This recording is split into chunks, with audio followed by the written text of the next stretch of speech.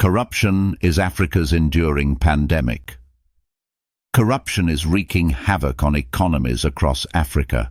Unfortunately, neither the African Union nor various regional organizations have prioritized fighting this scourge as part of their foundational objectives.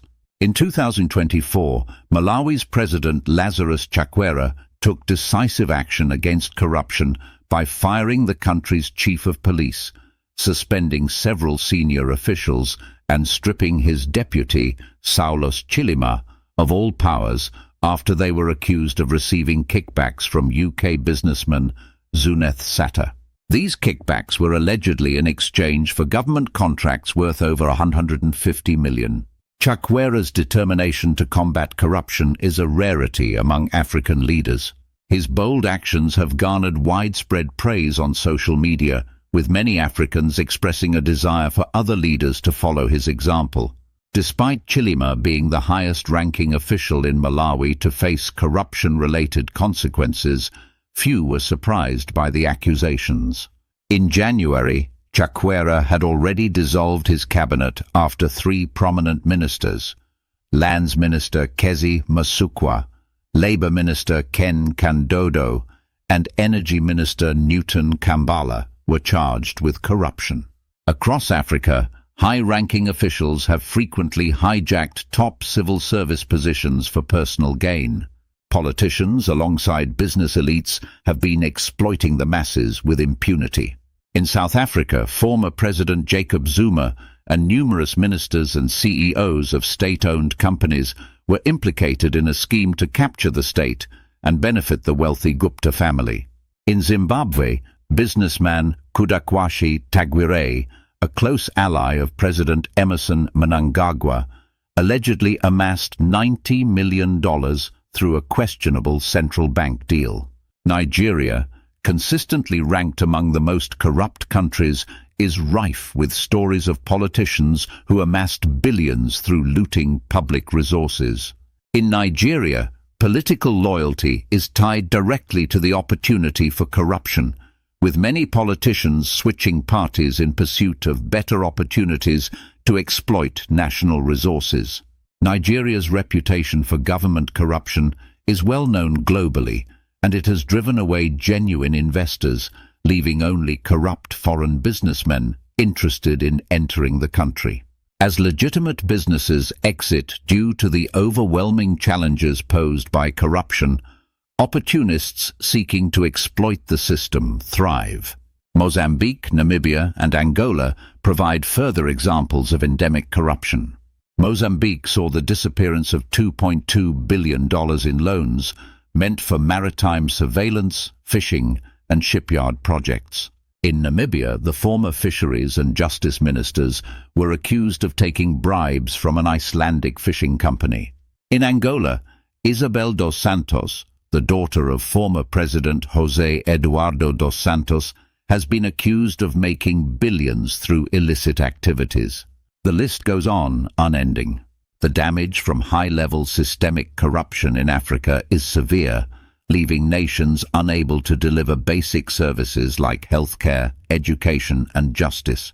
South Africa, for example, is grappling with frequent power outages, largely due to corruption and mismanagement at the state utility Eskom.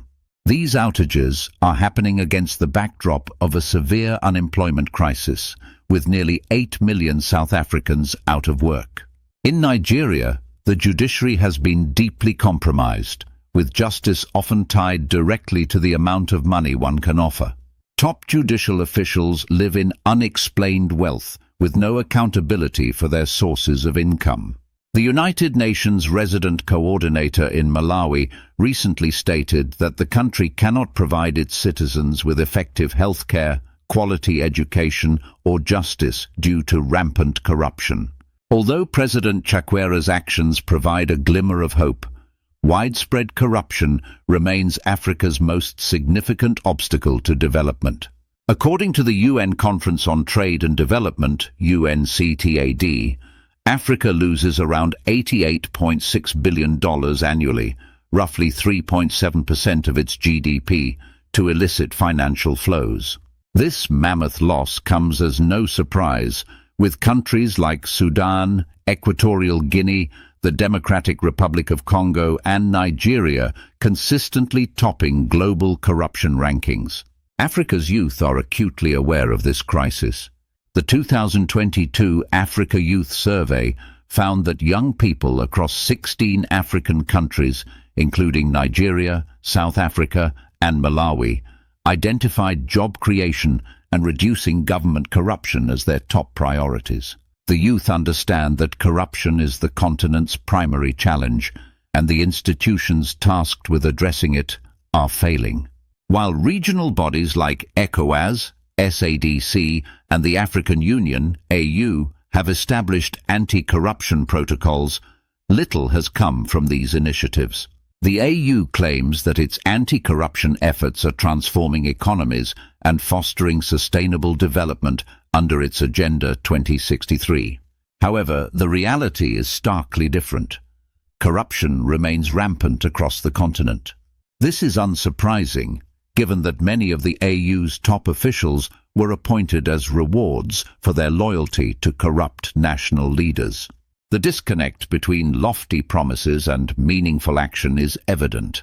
It is remarkable that African politicians often campaign on anti-corruption platforms, but these promises rarely translate into concrete action once they are in power.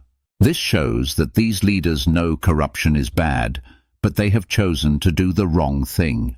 For example, Nigeria's former President Muhammadu Buhari won the 2015 election on an anti-corruption platform, yet many Nigerians believe corruption actually worsened under his leadership.